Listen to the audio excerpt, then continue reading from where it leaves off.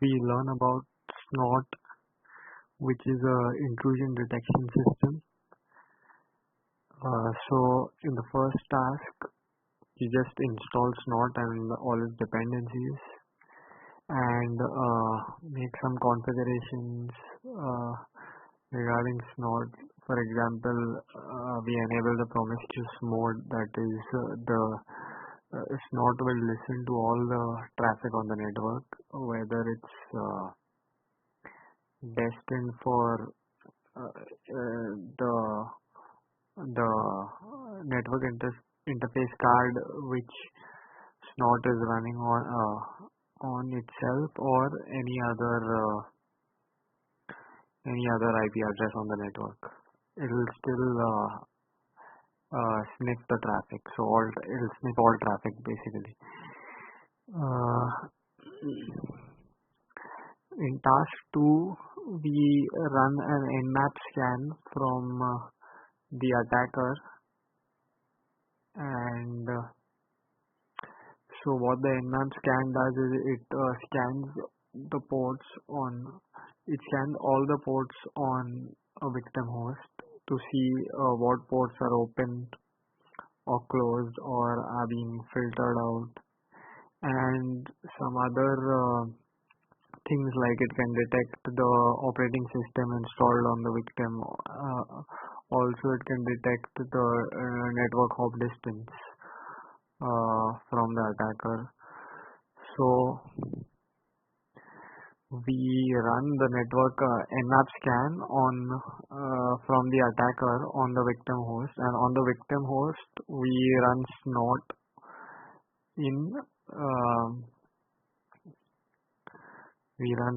which basically is in the sniffer mode, so it's just sniffing the packets and basically just outputting all the traffic on the console.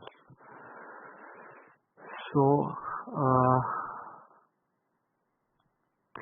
we can see here the Nmap scan. When we run it gives you different outputs like which ports are open, closed. Like here you can see SSH and HTTP is open. It gives you any so basically it performs different tests, and it creates a fingerprint with different parameters. It learns by sending the packets to the victim, and from that it's able to detect the OS. If it is not able to detect the OS, it will output the fingerprint of whatever parameter it discovered, and from that we can try and guess the operating system. It gives the network distance in terms of hop. So basically the Nmap here, we use the -S flag. So basically it's a TCP sync type of scan wherein Nmap sends TCP sync packets. So basically there is a three-way handshake in establishing a TCP connection. So first the sender sends a sync packet, then the receiver replies with the sync and ACK, that is the acknowledgement flag set, if the connection is allowed. Otherwise it will reply with a reset flag, which will close the connection. And if it replies back with a sync ACK flag, then the sender can again reply back with the ACK flag to establish the connection. But when we run Nmap with only the S flag, so it does not complete the TCP connection. It after receiving the sync ACK, it just sends a reset flag, that is, it tears down the connection. So that is because if the TCP connection is established, then there are more chances of the packet being logged and because many applications log packets when the TCP connection is established. So with this kind of tearing down the connection before the establishment, it reduces the chances of the packet being logged and the attacker's source IP being compromised. So yeah, so basically the Nmap scan again keeps on sending the sync packets to all the different ports, and it based on the reply it receives, it can say it's open or closed or being filtered out if it doesn't if it doesn't receive any reply. Now on the victim side, we can see that Snort sniffs all the packets, so we can see various kinds of packets which were being sent out by the Nmap scan.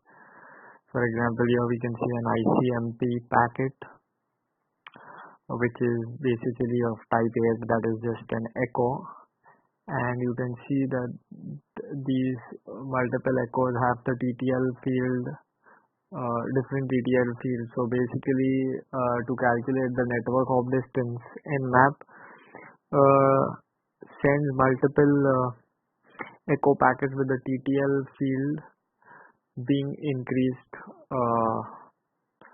So for basically if the TTL is 0, the packet won't go to the victim. Now if it increases the TTL to 1, it would reach, and if it receives a reply, means the host is reachable within a 1 hop distance. Like that, it'll go on increasing the packets, the TTL, till it receives a reply, and basically in that way it can get the hop count. Similarly, here we see a UDP packet being sent from the attacker to the victim with a certain port number, and that port was unreachable, so we see an ICMP reply with the port unreachable message. So here in the summary we can see how many packets were received, the rate, and the different types of packets received, and summary like that. Now in task 3 we do a denial of service attack, which is sync flood. So in that we just give the host the victim's IP address and run the sync flood. So here the port is on port 80, it will send the flood sync messages, and it will basically just spoof the source addresses randomly, and source IP addresses and the source IP ports. It will just randomly select and keep on sending sync packets at a very high rate, so and flooding the victim. So on the victim we again run the Snort in the logging mode, that is all the packets are being logged to a file now, and here we read the file at the end of the sync flood attack, and we can see that basically there are many TCP packets and the victim is replying back, so with the ACK and the sync flag set. So that's the reply to the TCP sync flag, and we can see it it is replying here, and we can see that the source IP is not the same as the attacker's IP, so that IP was spoofed by Metasploit, and similarly the ports are different, and it just randomly chooses the ports and keeps on sending the sync messages. Again here we can see the summary. In that we see TCP IP packets are very high, and those are basically the sync packets. In task 4 we have to write a Snort rule. so that we get an alert whenever anyone opens the facebook.com URL. So for that, basically we need to get the IP addresses of facebook.com. So we can do that using the host command and whois command, and we can get the range of IP addresses which belong to the Facebook domain. So we can get all the ranges, and then basically we write the rule which alerts whenever there is a TCP packet from the victim host to any of the Facebook IP addresses on port 80, which is HTTP, or 443 HTTPS, and we give the message which we want to be logged. So then we need to include our rules file in the snort config file, and we run the snort in the network intrusion detection system mode with the config file. So then when we open Facebook, we can see that here we get a log according to our rule. It says someone opened Facebook.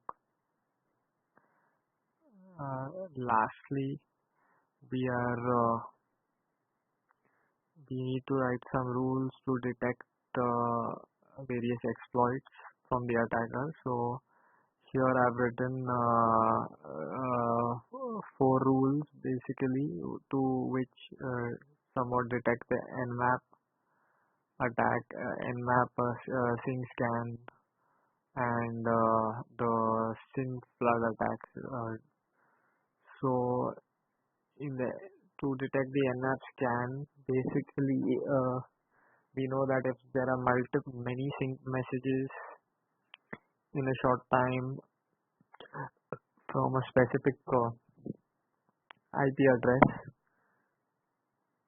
we can say that it's basically trying to connect to all various ports, and it's probably a nmap sync scan.